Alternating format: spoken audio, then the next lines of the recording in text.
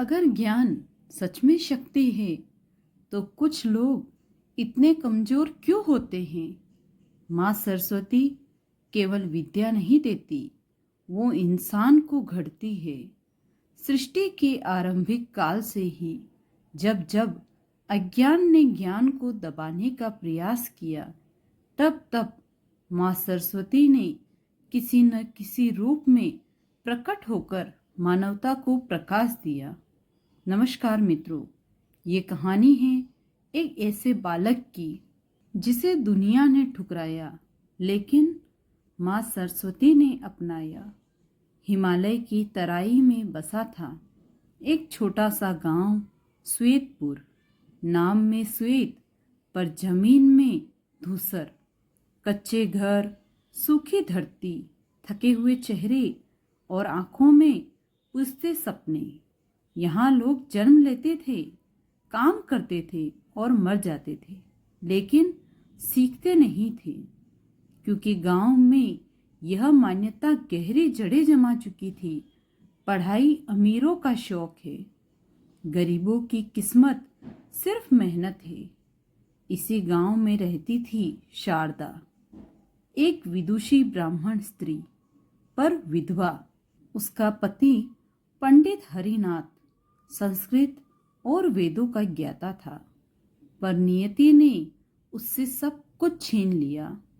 पति के देहांत के बाद न सम्मान बचा, न धन, न सहारा। बचा तो केवल एक छोटा सा घर, कुछ पुरानी पुस्तकें और माँ सरस्वती पर अटूट विश्वास। गांव वाले कहते, विधवा होकर भी किताबें नहीं छोड़ी, पर शारदा हर सुबह माँ सरस्वती की मूर्ति के सामने दीप जलाती और कहती, माँ सब कुछ ले लिया, बस मेरे विश्वास को मत छीनना। शारदा का पुत्र था आर्यन, दुबला पतला, शांत, पर उसकी आंखों में अजीब सी चमक थी। वह बाकी बच्चों की तरह खेलों में नहीं, मिट्टी पर अक्षर लिखने में खोया रहता। जब बच्चे कंचे खेलते, आर्यन आकाश को देखकर पूछता, माँ तारे क्यों चमकते हैं? माँ शब्दों में ताकत क्यों होती है? शारदा मुस्कुरा देती, पर उसकी आंखें भर आती। गांव को आर्यन पसंद नहीं था। कामचोर है, पुस्तकें लेकर क्या करेगा, पेट नहीं भरेगा ज्ञान से। एक दिन पंचायत में किसी ने कह दिया, शारदा अपने बेटे को काम पर लगा दे, ये पढ़ाई इसे भिखारी बना देगी। शारदा का कलेजा कांप उठा, लेकिन उसने सिर झुकाकर कहा, मेरा बेटा माँ सरस्वती की गोद में है। फिर आया अकाल, खेत सूख गए, अनाज खत्म हो गया, शारदा बीमार पड़ गई। आर्यन कई रात भूखा सोया। एक रात माँ की सांसें तेज थी। आर्यन घबरा गया। उसने कांपते हाथों से माँ को पानी पिलाया और फूट फूट कर बोला, माँ अगर ज्ञान इतना पवित्र है तो हमें इतना दुख क्यों? शारदा ने आखिरी शक्ति जुटाकर कहा, बेटा परीक्षा बिना ज्ञान नहीं मिलता। उसी रात आंसुओं से भरा आर्यन गांव के पुराने सरस्वती मंदिर पहुंचा। मंदिर झरझर था, मूर्ति पर धूल जमी थी, दीपक बुझा हुआ था। आर्यन फर्श पर गिर पड़ा। माँ अगर तू है तो आज जवाब दे, क्या मेरा विश्वास गलत था? उसकी आवाज गूंजती रही। अचानक हवा चली, दीप अपने आप जल उठा, मूर्ति से श्वेत प्रकाश झरने लगा। आर्यन चकित रह गया। एक दिव्य स्वर गूंजा, वत्स अभी मार्ग लंबा है। आर्यन बेहोश हो गया। मंदिर की ठंडी शिला पर आर्यन अचेत पड़ा था। उसका शरीर स्थिर था, पर उसका मन मानो किसी और लोक में प्रवेश कर चुका। उसने स्वयं को एक विशाल श्वेत कमल पर खड़ा पाया। चारों ओर उज्जवल प्रकाश था, न कोई भय न कोई पीड़ा। अचानक आकाश से मधुर वीणा नाद गूंज उठा। हर स्वर जैसे आत्मा को स्पर्श कर रहा हो। धीरे धीरे उस प्रकाश के मध्य से श्वेत वस्त्रों में लिपटी, वीणा धारण किए करुणामयी माँ सरस्वती प्रकट हुई। उनके चरणों से दुधिया प्रकाश बह रहा था। उनकी आंखों में असीम वात्सल्य। आर्यन का हृदय कांप उठा। वह रोते हुए भूमि पर गिर पड़ा। माँ, क्या सच में है तू?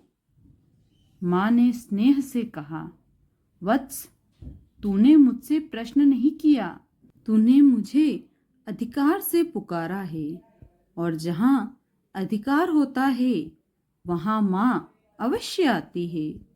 आर्यन के आंसू रुक नहीं रहे थे। माँ, अगर ज्ञान इतना पवित्र है तो वह हमें भूखा क्यों रखता है? माँ सरस्वती मुस्कुराई। वह मुस्कान जैसे सहस्त्र शास्त्रों की सार थी। ज्ञान कभी भूखा नहीं रखता वत्स। मनुष्य धैर्य खो देता है, इसलिए उसे भूख दिखाई देती है। माँ ने वीणा के तार छुए। प्रकाश के अक्षर आकाश में तैरने लगे। ज्ञान केवल पढ़ना नहीं है, ज्ञान सहना है, ज्ञान झुकना है, ज्ञान सेवा है। उन्होंने आगे कहा, जो ज्ञान को कमाने का साधन बनाता है वह थक जाता है, जो ज्ञान को सेवा बनाता है वह अमर हो जाता है। आर्यन का अंतर्मन जैसे खुलने लगा।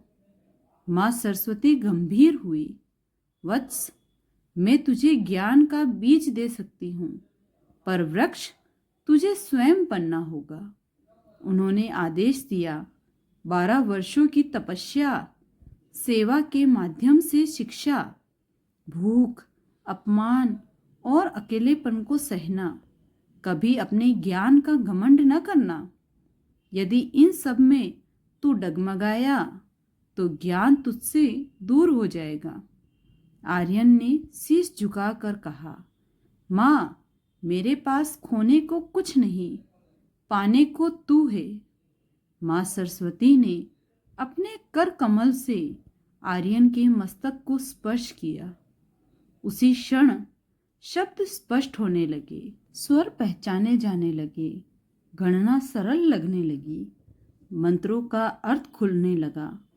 माँ ने कहा, यह ज्ञान अभी मौन रहेगा, जब समय आएगा तब यह स्वयं बोलेगा। प्रकाश तेज हो गया। आर्यन की आंख खुली। वह मंदिर में था। सूर्योदय हो चुका था। मंदिर के दीप जल रहे थे।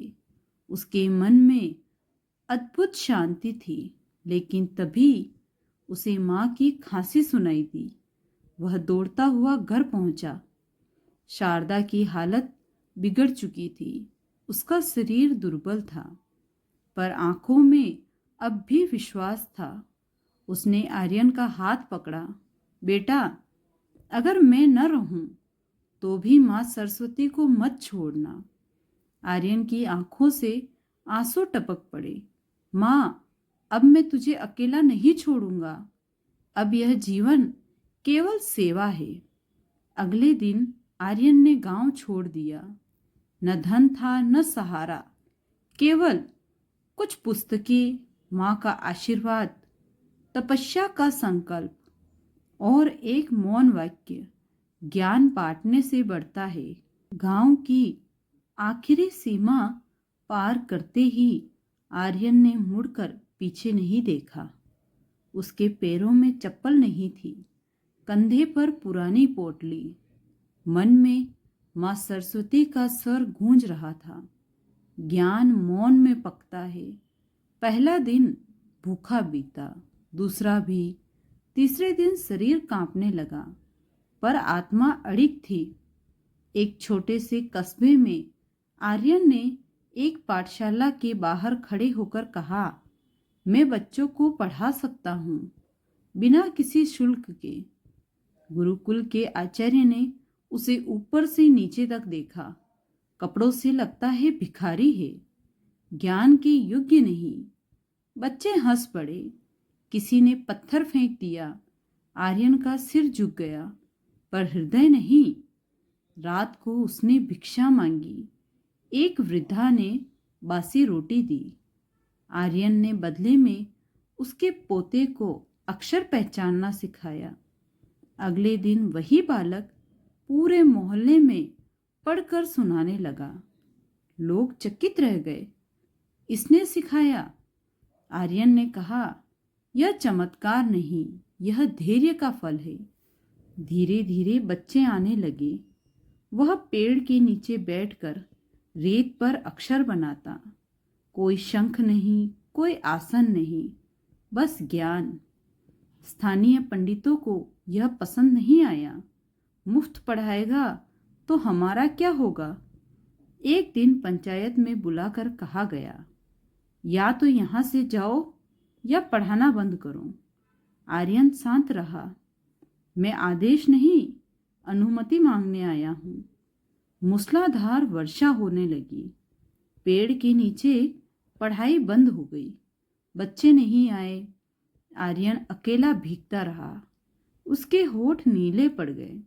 उसे माँ का चेहरा याद आया। परीक्षा बिना ज्ञान नहीं मिलता। एक रात उसने स्वयं से पूछा, क्या यह सब व्यर्थ है? तभी उसे माँ सरस्वती का स्वर याद आया। ज्ञान पाने से पहले अकेलापन स्वीकार करना पड़ता है। आर्यन रो पड़ा। अगली सुबह एक अंधा बालक आया। मुझे पढ़ना नहीं आता, पर मैं सुन सकता हूँ। आर्यन ने उसे मंत्रों का अर्थ समझाया। उस बालक की आंखों से आंसू बहने लगे। मैं देख पा रहा हूँ। धीरे धीरे गांव बदलने लगा।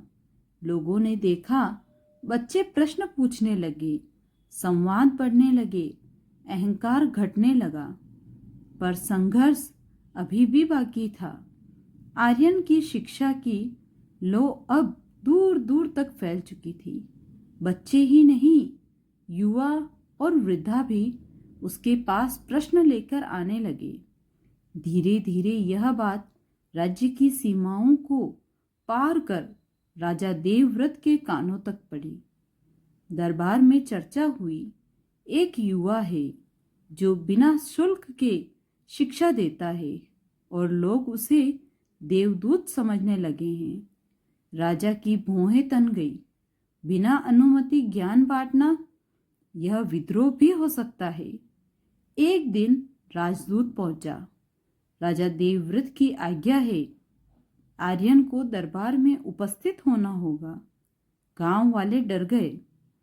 अब यह नष्ट हो जाएगा। आर्यन शांत रहा। जहां प्रश्न होते हैं वहां उत्तर देना धर्म है। स्वर्ण सिंहासन, चारों ओर मंत्री, पंडित, सेनापति। आर्यन न झुका न अकड़ा, बस हाथ जोड़कर खड़ा रहा।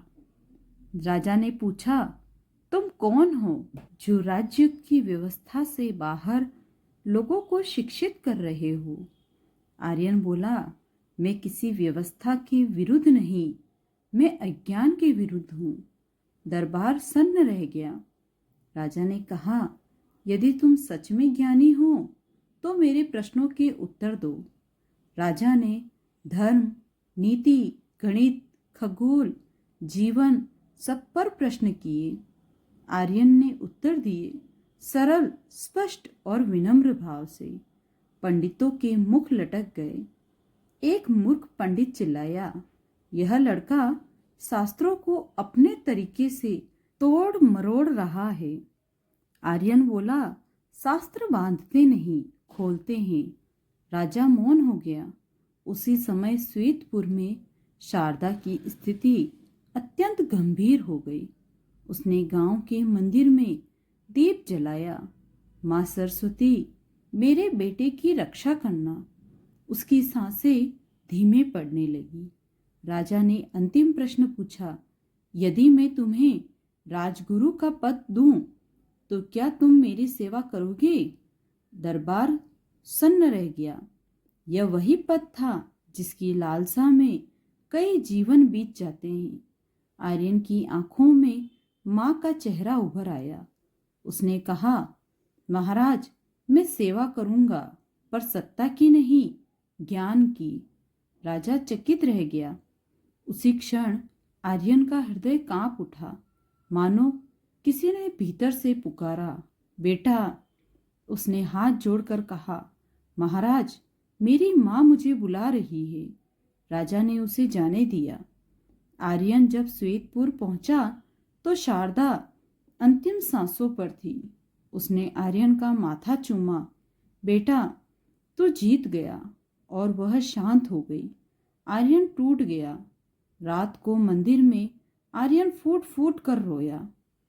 तभी वही श्वेत प्रकाश माँ सरस्वती प्रकट हुई।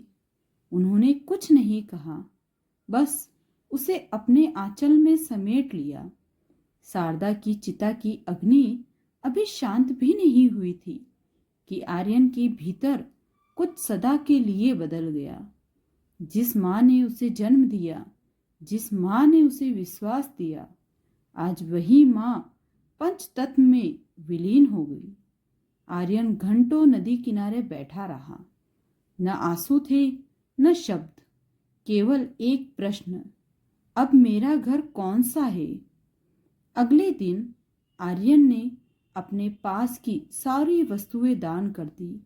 पुस्तकें बच्चों को दे दी, घर आश्रयहीनों को, दीप मंदिर को। उसने कहा, जिसके पास ज्ञान हो उसे किसी वस्तु की आवश्यकता नहीं। अब वह किसी गांव का नहीं था, वह मार्ग का हो गया। आर्यन ने पूरे राज्य में निशुल्क शिक्षाशालाएं स्थापित की। वहां जाति नहीं पूछी जाती थी, धन नहीं देखा जाता, उम्र नहीं रोकी जाती। केवल एक नियम था, जो सीखे वह सिखाए। धीरे धीरे यह आंदोलन बन गया। राजा देवव्रत स्वयं उसके चरणों में आए। आज समझ आया, सच्चा राज्य सिंहासन से नहीं, चेतना से चलता है। जहां पहले अज्ञान था, भय था, अंधविश्वास था, अब वहां प्रश्न थे, संवाद था, विवेक था। स्त्रियां पढ़ने लगी, बच्चे सोचने लगे, वृद्ध मुस्कुराने लगे। यह कोई चमत्कार नहीं था, यह मां सरस्वती की कृपा का प्रसार था। एक पूर्णिमा की रात आर्यन सरस्वती नदी की तट पर ध्यान में बैठा था। आकाश शांत था, जल स्थिर था, मन पूर्ण था। तब वही श्वेत प्रकाश मां सरस्वती प्रकट हुई। मां ने कहा, वत्स आर्यन, अब तो साधक नहीं, साध्य बन चुका है। आर्यन ने चरणों में शीश रखा। माँ, मैंने जो किया वह पर्याप्त था क्या? माँ सरस्वती ने मुस्कुराकर कहा, जब ज्ञान अहंकार नहीं बनता तब वह पूर्ण हो जाता है। उन्होंने अंतिम वरदान दिया, जब जब इस भूमि पर अज्ञान सिर उठाएगा, तेरा नाम किसी न किसी रूप में फिर जन्म लेगा। प्रकाश धीरे धीरे विलीन हो गया। अगली सुबह आर्यन का शरीर नदी तट पर शांत मिला। चेहरे पर अद्भुत मुस्कान थी। लोग रोए नहीं, क्योंकि वे जानते थे, जो ज्ञान बन जाए वह कभी मरता नहीं। माँ सरस्वती केवल विद्या नहीं देती, वे धैर्य, विनम्रता और करुणा सिखाती है। सच्चा ज्ञान वही है जो बांटा जाए, और सबसे बड़ा चमत्कार एक जागृत मन। दोस्तों, अगर आपको ये कहानी पसंद आई हो तो प्लीज़ वीडियो को लाइक, शेयर और सब्सक्राइब जरूर करें। माँ सरस्वती आपके जीवन में ज्ञान, धैर्य और शांति प्रदान करे। कमेंट में जय माँ सरस्वती अवश्य लिखें।